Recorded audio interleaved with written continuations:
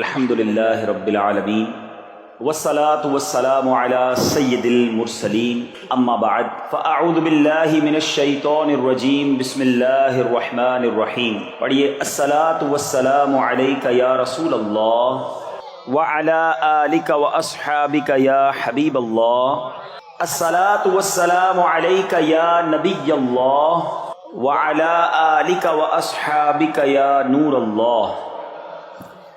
حضرت سیدنا شیخ احمد بن ثابت مغربی رحمت اللہ تعالی علیہ فرماتے ہیں، ایک دن میں دیوار کے ساتھ ٹیک لگائے قبلہ رخ درود پاک کے ٹاپک پر مضمون کو ترتیب دے رہا تھا۔ اسی دوران میری آنکھ لگ گئی اور اب میں نے خواب میں دیکھا کہ ایک سنسان جگہ پر ہوں جہاں کوئی عمارت نہیں اور کچھ لوگ جامع مسجد کے دروازے پر موجود ہیں اور باقی مسجد کے اندر۔ میں اندر گیا تو ان لوگوں کے درمیان بیٹھ گیا۔ اتنے میں ایک حسین و جمیل نوجوان تشریف لائے، چہرے سے بڑی نیک بختی، بڑی خوش بختی ظاہر ہو رہی تھی، بڑا نورانی چہرہ تھا۔ تو میں نے کہا آپ کا نام کیا ہے؟ تو اس نوجوان نے کہا کہ میرا نام رومان ہے اور میں اللہ کریم کے ملائکہ میں سے ایک فرشتہ ہوں۔ تو میں نے کہا کہ پھر یہ اتنے سارے انسانوں کے درمیان آپ کیوں آئے ہیں؟ فرشتے ہیں تو یہاں کیوں آئے ہیں؟ تو وہ کہنے لگے یہ بھی سب آدمی نہیں ہیں، یہ جتنے لوگ ہیں سارے ہی فرشتے ہیں۔ تو میں نے عرض کی حضور یہ تو بتائیں کہ اتنے سارے فرشتے میں کون کون آیا ہے؟ تو اب انہوں نے بتایا کہ ان میں حضرت جبرائیل بھی ہیں، حضرت میکائیل بھی ہیں، حضرت اسرافیل، حضرت عزرائیل، یہ سب موجود ہیں۔ تو وہ شخص کہتا ہے کہ میں نے ان سے کہا کہ مجھے حضرت عزرائیل کا دیدار کرنا ہے۔ حضرت عزرائیل کون ہے؟ ملک الموت، روح قبض کرنے والا جو فرشتہ ہے نا وہ حضرت عزرائیل ہے۔ تو فوراً ان میں سے ایک صاحب اٹھے، بڑے نہایت حسین و جمیل تھے، تو فرمایا میں اللہ پاک کا بندہ عزرائیل ہوں۔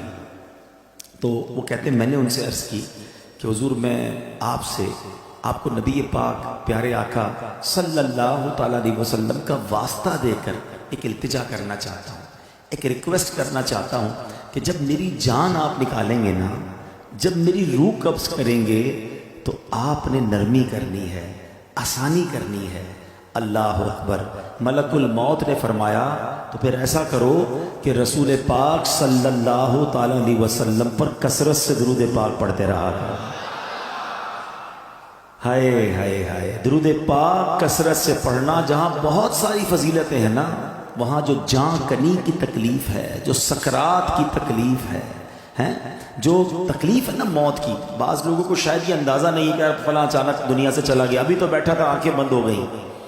ہمیں نہیں پتا کہ موت کی تکلیف کیا ہے۔ روایتوں میں یہ مضمون ملتا ہے کہ موت اس سے زیادہ سخت ہے کہ بندے پر اس کو کینچیوں سے کاٹا جائے۔ موت کا جو درد ہے، وہ جو سختی ہے، وہ اس سے زیادہ سخت ہے کہ اسے ہانڈیوں میں ابالا جائے۔ موت کی سختی بڑی خطرناک ہے۔ نصیب والے ہوتے ہیں کہ جن کی موت آسانی سے آ جائے، روح جو ہے وہ آسانی سے قبض کر لی جائے۔ نزا کا جو وقت ہے نا، سکرات کا جو عالم ہے، ہم اللہ سے دعا کرتے ہیں محبوب پاک علیہ الصلوۃ والسلام کے جلووں میں عافیت والی ہمیں موت نصیب فرمائے۔ ایسی تھوڑی شعراء نے اپنے کلام میں التجائیں کی ہیں۔ وہ کیا خوبصورت شعر ہے، اے سبز گنبد والے منظور دعا کرنا، جب نزع کا وقت آئے دیدار عطا کرنا، اتنا تو کرم کرنا اے آمنہ کے جائے، جب جان لبوں پر ہو تم سامنے آ جانا، مقبول یہ عرض میری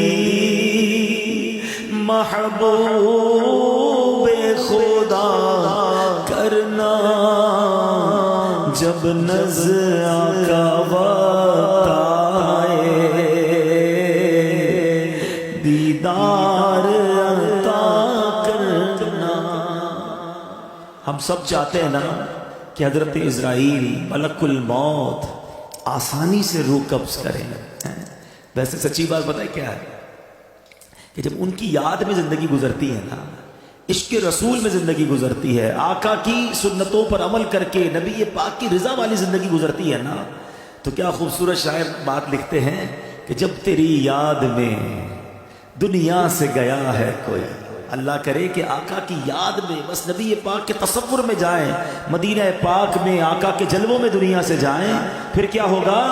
جب تیری یاد میں دنیا سے گیا ہے کوئی، جان لینے کو دلہن بن کے قضا آئی ہے۔ ہاں پھر اس کی جان بڑی آسانی سے نکلتی ہے، وہ تو نبی پاک کے جلووں میں گم ہوتا ہے نا۔ تو اللہ کرے کہ موت کے وقت آقا کا جلوہ نصیب ہو جائے، لیکن کام کیا کرنا ہے اس کے لیے؟ کثرت سے درود پاک، چلتے پھرتے اٹھتے بیٹھتے نہیں پڑھتے لوگ درود، فضول باتوں کے لیے گھنٹوں پڑے ہیں۔ درود پاک زبان پر بہت تھوڑا، آج ہی چیک کر لو نا، اپنے آپ کو چیک کر لے، آج پورے دن میں کتنی بار درود پڑھا ہے۔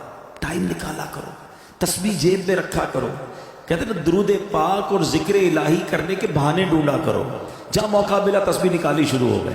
تسبیح نہ بھی ہو تو پڑھ سکتے ہیں، لیکن تسبیح یاد دلاتی ہے، اس لیے میں کہہ رہا ہوں اللہ کرے کہ میری بھی عادت بن جائے، آپ کی بھی عادت ہو جائے، اور ہم بس کثرت سے اللہ اور اس کے حبیب کا ذکر کرتے رہیں، فضول باتوں سے بچتے رہیں، اور ہماری زبان اس مبارک ذکر میں تر ہو جائے۔ بڑی پیاری التجا امیر اہل سنت کی ہے، مل کے آقا علیہ الصلوۃ والسلام کی بارگاہ میں عرض کرتے ہیں، ذکر و درود ہر گھڑی ورد زباں رہے، ورد زباں رہے، میری فضول گوئی کی عادت نکال دو، میری فضول گوئی کی عادت نکال دو۔ آئیے مل کر محبت کے ساتھ بآواز بلند درود پاک پڑھ لیں، صلو علی الحبیب۔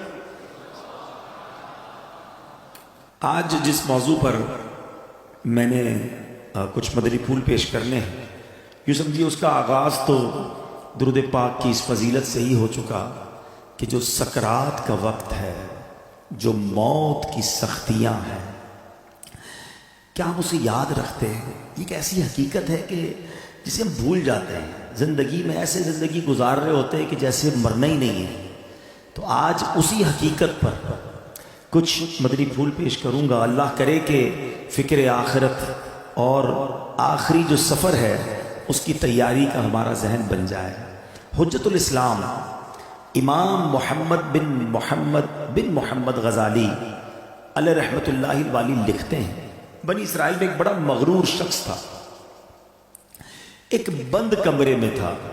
بڑے لوگ ہوتے ہیں نا، ان کے کمروں میں ہر کسی کو آنے کی اجازت نہیں ہوتی، گارڈز آگے سیکرٹری، اجازت کے بغیر کوئی نہیں آ سکتا، اور ان کو اس بات پر بعض اوقات بڑا غرور بھی ہوتا ہے، فخر ہوتا ہے کہ میری ٹیریٹری میں کوئی پیر نہیں رکھ سکتا۔